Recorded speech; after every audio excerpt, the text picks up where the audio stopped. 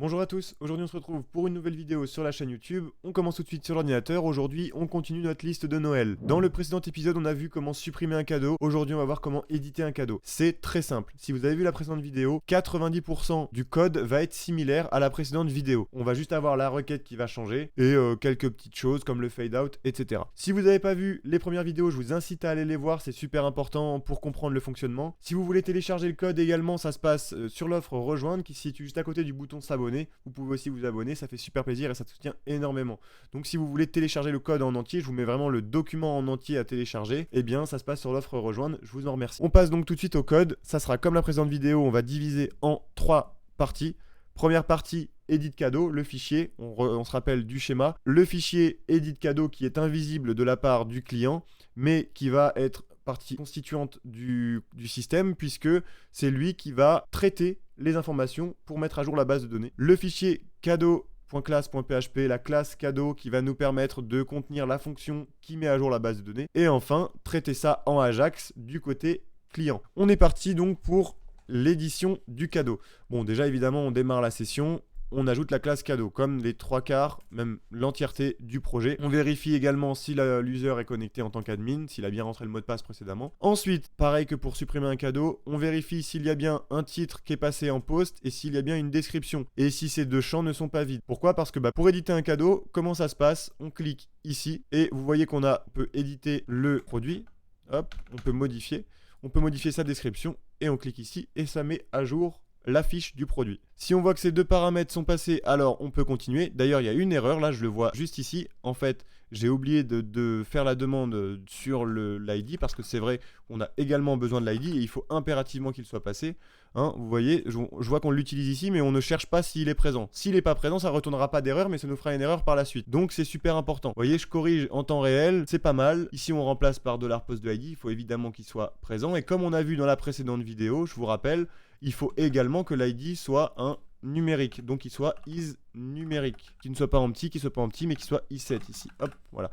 Ensuite, on définit, une fois de plus, j'aurais pu utiliser explode, je vous le dis presque à chaque vidéo, on définit les variables, on les met dans des HTML special chars parce qu'on ne sait jamais, une injection aurait pu être passée, un code JavaScript aurait pu être passé dans l'édition du truc. Donc on les met dans des variables, on l'encode en special chars HTML, les trois. Bon, le ID en réalité, si c'est un numérique, on n'aurait pas besoin de le faire, mais on le fait quand même. Ensuite, on vérifie si tout est bien défini une fois de plus, mais cette fois-ci avec les HTML special chars parce que la transformation de certains caractères aurait pu donner quelque chose qui ne lui plaise pas. Donc on vérifie encore une fois s'ils sont définis, s'ils sont pas vides.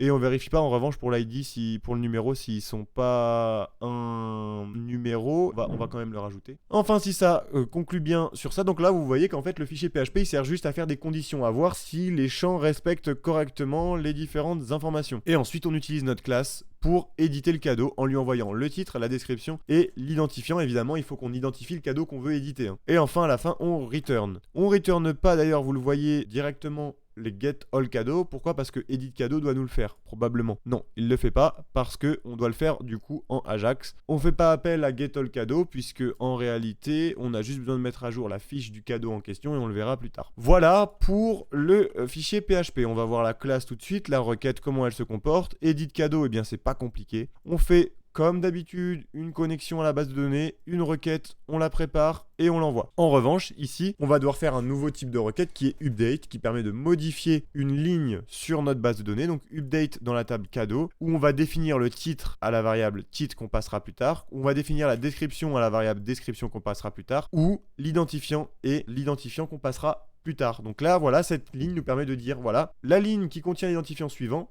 tu vas modifier le titre et la description. On prépare la requête et on remplace les champs avec les valeurs passées juste ici.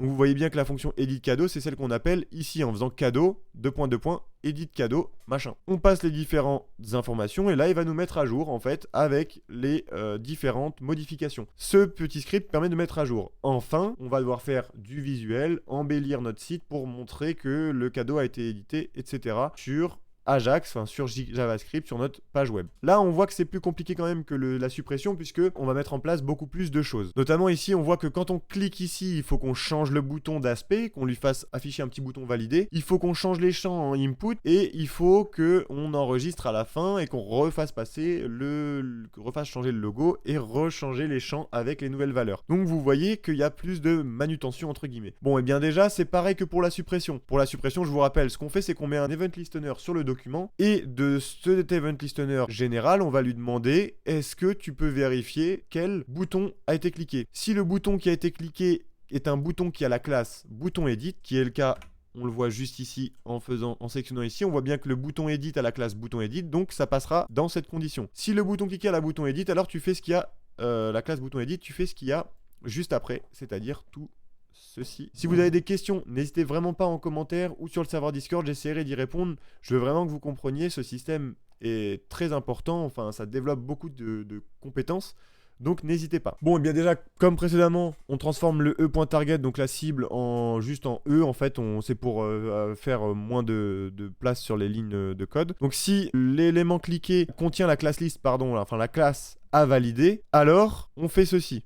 On fait tout ce qu'il y a là. Sinon, on fait tout ce qu'il y a là. C'est-à-dire, on va regarder, est-ce que l'élément cliqué contient la classe à valider? Non. En revanche, si on clique dessus, vous voyez que là, il va contenir la classe à valider. Vous voyez ici. Donc ça, c'est dans le cas de figure. On passe ici dans le cas de figure où on clique pas sur le bouton edit. C'est dans le cas de figure où on clique sur le bouton valider après édition. Donc déjà, premièrement, on va pas s'intéresser à ça. Donc on va passer ici. Donc si on clique ici sur notre bouton édition, on passe dedans, on va faire beaucoup de choses.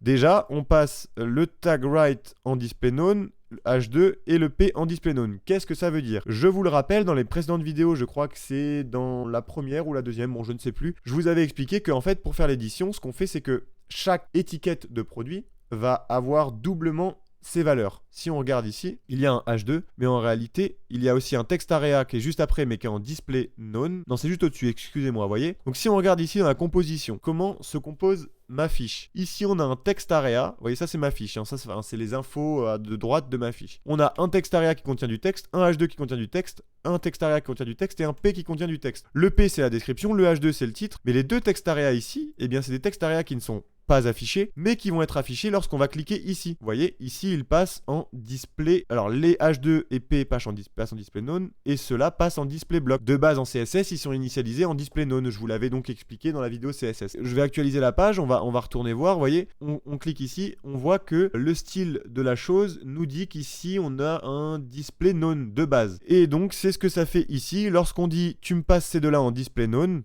et bien là, en fait, on dit tout simplement, tu me passes le H2 et le P en display known, et juste après, on va voir, tu me passes les text area en display block. En fait, on les sélectionne par leurs attributs CSS, on les appelle parce que j'ai pas mis de classe ni d'ID. Pareil pour là, et du coup, on supprime les H2 et les P, et on affiche les text area qui nous permettent d'éditer, de pouvoir laisser la possibilité à l'utilisateur d'écrire à l'intérieur. Un text area permet à l'utilisateur d'écrire à l'intérieur. Voilà ce qu'on fait. Ensuite, on met un focus qui permet de mettre le focus dans une chaîne de caractères, dans un text area ou dans un input. Et donc, c'est ce qui permet de faire en sorte que ça clique ici. Si je le mettais pas, on n'aurait pas ce petit truc qui clignote, vous voyez, juste ici. Et donc, ça stipulerait pas à l'utilisateur qu'il peut éditer, en fait. Ça peut porter à confusion. Donc, je préfère faire le focus et on peut directement éditer. On met un auto resize au text area. Les text area ici, on leur met un auto resize. Je ne sais plus pourquoi. Ça bloque la hauteur, je crois, du text area. Ensuite, la source, eh bien, on change évidemment l'image sur notre petit bouton edit pour faire comprendre à l'utilisateur qu'on est en mode édition et qu'on peut valider. Donc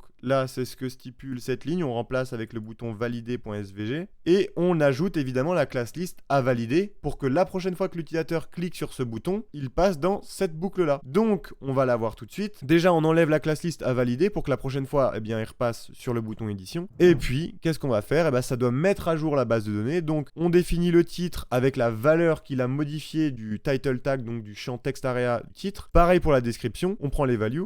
On prend l'ID en prenant comme pour la suppression l'élément cliqué, son identifiant, on coupe de 7 caractères puisque cette fois-ci il ne s'appelle pas del mais edit, donc il y a un caractère en plus. Voilà, on prend ici EDITID tiré, ça fait 7 caractères. Et donc on va récupérer 29 ensuite en faisant ça. Ensuite on fait notre Ajax qui est le suivant. On va sur le bouton on va sur le fichier Edit cadeau. On passe en post les différentes valeurs titre, description et ID qui sont donc modifiées, qu'on a récupérées juste ici. Ici, vous voyez qu'on ne traite pas de succès. Pourquoi? Parce que vous allez le voir juste après, on va juste mettre à jour le cadeau qui a été édité depuis la base de données. C'est ce que je vous disais tout à l'heure. Plutôt que tout réafficher, on fait une autre requête sur le fichier getCadeauById, donc qu'on va aller voir tout de suite. Je ne vais pas penser à vous le présenter.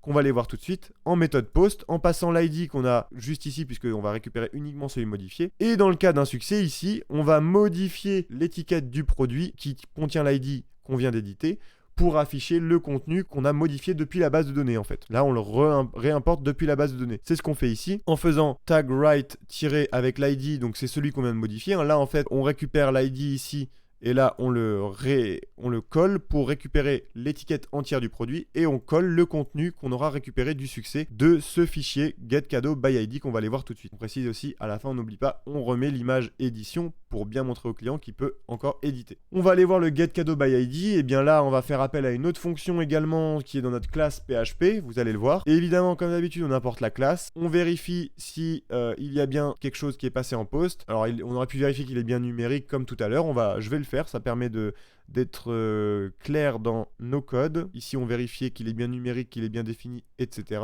On définit ID avec un HTML special chars de ID, voilà. Ensuite, si l'identifiant est bien existant et qu'il n'est pas vide. Donc ensuite, ce qu'on fait, c'est qu'on définit une variable qui est égale à la fonction getCadeauById de ID dans donc la classe cadeau ici. En fait, cette classe, elle va nous retourner un seul cadeau, qui est le cadeau qu'on aura appelé par son identifiant. Et ici, on recrée ici en fait le textArea. Vous voyez que, dont je vous disais tout à l'heure, qu'on peut modifier le H2 et le textArea et le H2. Donc ça, en fait, ce qui nous retourne ici, c'est ce qu'on va pouvoir recoller sur notre site, précisément là, dans ce parent qui est tag right. C'est ce qu'on a fait tout à l'heure sur notre Ajax ici. Quand on colle dans le tag right ID le HTML, c'est parce que justement, ici, on lui retourne ce qu'il a à coller. Donc ici, c'est ce que je vous disais. Dans le tag right ici, on va lui coller le textArea, le H2, le textArea et le P modifié depuis la base de données. Et c'est ce que fait cette petite ligne ici. On réécrit en fait le textArea, le H2, le textArea et le P. Là, vous voyez que ça diffère un petit peu d'habitude. C'est ça qui est intéressant. Les fonctions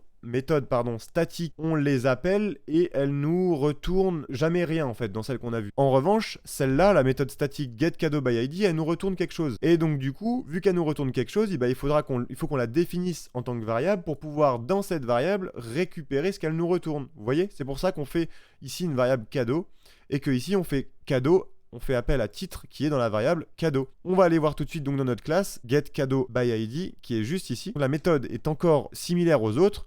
On définit une nouvelle instance, on écrit notre requête, on prépare la requête. Ici, en revanche, on va mettre un fetch mode puisqu'on va avoir un retour à traiter. On l'exécute et on retourne le contenu. Donc la différence, ça je vous en avais parlé, le fetch mode dans une précédente vidéo également, c'était pour la liste de getAllCadeau. En fait, le retour, on va le formater à la classe cadeau. Donc déjà, on va voir la requête select all from cadeau where ID est égal à ID. Donc là, en fait, ça va nous retourner une seule ligne puisqu'un identifiant est unique. Eh bien, on va prendre uniquement la ligne avec les informations qui possède l'identifiant qu'on passera en paramètre ici, puisque ici on exécute avec l'id passé en paramètre. Donc, ce qui va nous être retourné, c'est bien un cadeau en fonction de son ID. On précise que le fetch mode est super important comme on avait vu pour getAllCadeau, puisque vu qu'on récupère une ligne, on se rappelle que la base de données correspond à notre classe cadeau, tous les attributs y correspondent. Donc ici, c'est pour ça qu'on met le fetch mode fetchPropState à la classe cadeau, parce que notre réponse va correspondre à un objet cadeau, donc on la formate à l'objet cadeau. Donc ici, ensuite, on exécute comme je vous l'ai dit, et la réponse, on la récupère en faisant $STH de fetch. On aurait pu,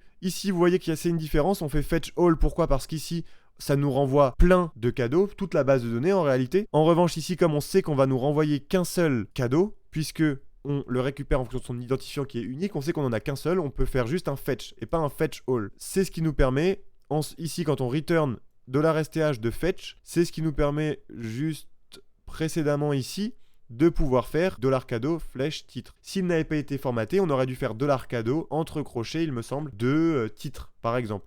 C'est du détail, mais c'est comme ça que ça doit être fait. C'est les normes entre guillemets d'une classe PHP qui correspond à une base de données. Voilà, c'est tout pour cette vidéo sur l'édition du cadeau.